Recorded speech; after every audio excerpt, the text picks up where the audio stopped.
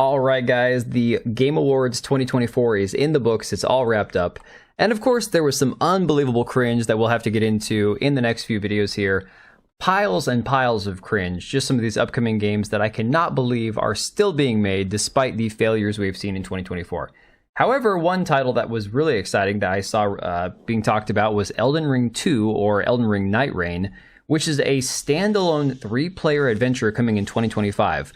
So essentially, we were all told that there would be no sequel to Elden Ring, but here we have a co-op Elden Ring game, which is going to be fantastic. I cannot wait for this game. I've got to wrap up my playthrough of Shadow of the Erdtree, so I'm ready when this game comes out. There's so many good games, despite how many duds we've had this year, that I feel like sometimes we get black-pilled by everything that we've seen and talked about, that we lose sight of the fact that both in Double and AAA, there are still some real gems every single year.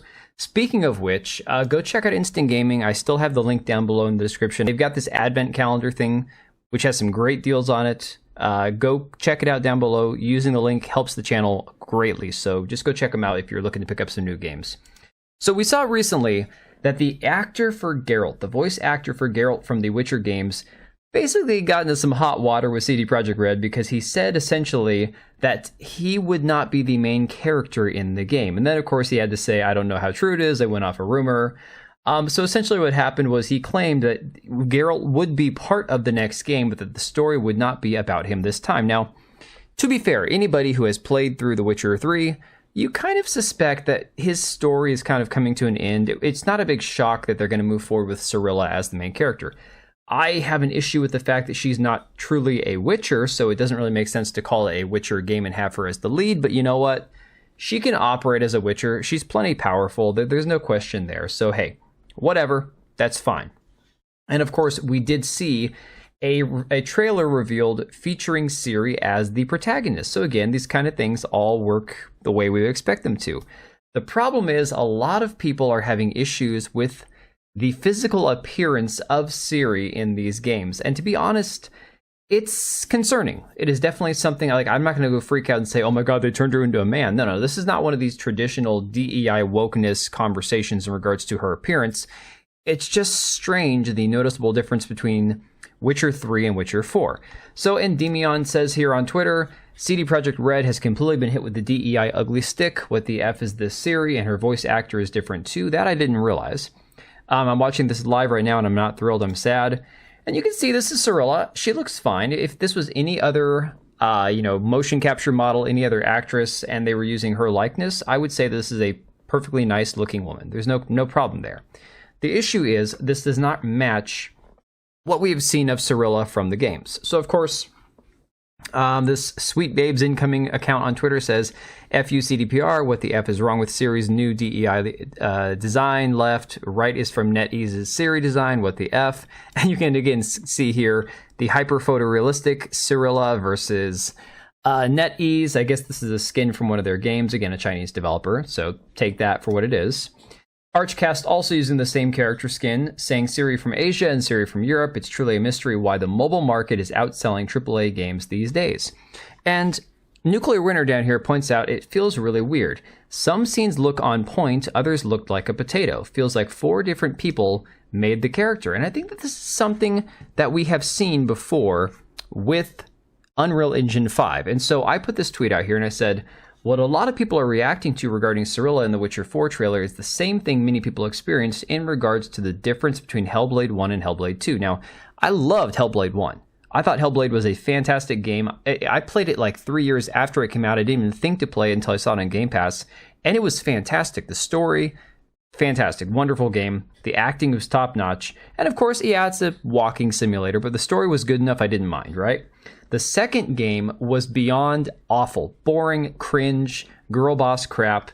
So I said on here, obviously Senua's Saga had a much weaker story than Senua's Sacrifice and definitely leaned into some cringe girl bossery in the story. But the switch from Unreal Engine 4 to 5 between games definitely led to some rather Uncanny Valley-esque moments in the game. And this is something people were pointing out with the photo capture feature in Hellblade 2 was that many times Senua looked frightening. I mean, absolutely unbelievably frightening, or like something out of a nightmare.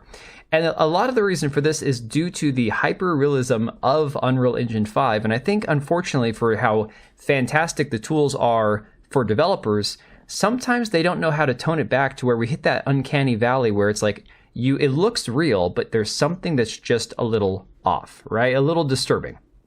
I said it's fairly easy to see that CD Projekt Red switching from their own Red engine to Unreal Engine 5 is likely the cause of some of the criticism. Cirilla was already a grown woman in Wild Hunt, so it doesn't make much sense for her to look drastically different in the next game. And again, that's a big part of it, because a lot of people are like, oh, well, she's like way older now. Okay, she was roughly around the age of 21 in Wild Hunt. There's no reason for her to look significantly older unless we're going jumping 30, 40 years into the future, which would make her in her 50s or 60s. And again, she is not a Witcher, so she's not going to have that long life unless, again, I don't know how her half-elven blood works and all that other crap. Who knows? There's a lot more to it than just that, obviously. And I said that doesn't even begin to address the issues with calling Ciri a Witcher, as she was too old to begin the trials and could certainly never be able to survive ingesting the potions that Witchers use to hunt their prey. And again, this is another thing we see in the trailer. She's taking the potions that Witchers take to enhance her vision, hearing, all these things, reflexes, immunities, all that sort of stuff. And that creates a high toxicity level among, obviously the anatomy of the character that you're playing, right? So, you can poison yourself if you overdose on the potions you're taking. But she's a human. She doesn't have the mutated genetics, so it doesn't make sense for her to be able to take that and not get sick or die. There also exists the issue with CDPR as a whole, a company who has delved heavily into sexist recruitment practices and is massively invested in pushing the DEI agenda.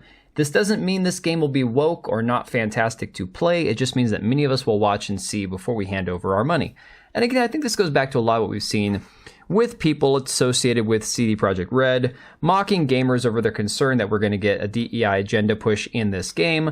And of course, don't even go any further than CD Projekt Red's own website to see all the pride crap and all the DEI initiatives that they've pushed so heavily as a company, going all the way from their pride celebrations to their girls in gaming recruitment, where they're trying to get girls to come be interns and they don't want anybody who's a man to, apply. Their diversity charter they signed over in Poland. This whole thing is just one layer of wokeness on top of another. And it's unfortunate because this is a studio that used to be cherished and loved by the gaming community, even through this scenario where they had the poor launch of 2077. People still wanted to love this company despite all the bugs and flaws that game launched with. So I'm curious to see what you guys all think about this. Leave a comment down below. Like I said, I don't have a problem necessarily with the way Ciri looks. I think it's more Unreal Engine 5 than anything else. I just wish the character would look more similar to the way that she did in the previous game, because it doesn't make a whole lot of sense to make a character look drastically different if there's not an initiative or an agenda behind it. So again, let me know what you guys think about all this, and I will catch you guys on the next one. All right, and if you made it this far, thank you so much for watching the video. Thank you for being here.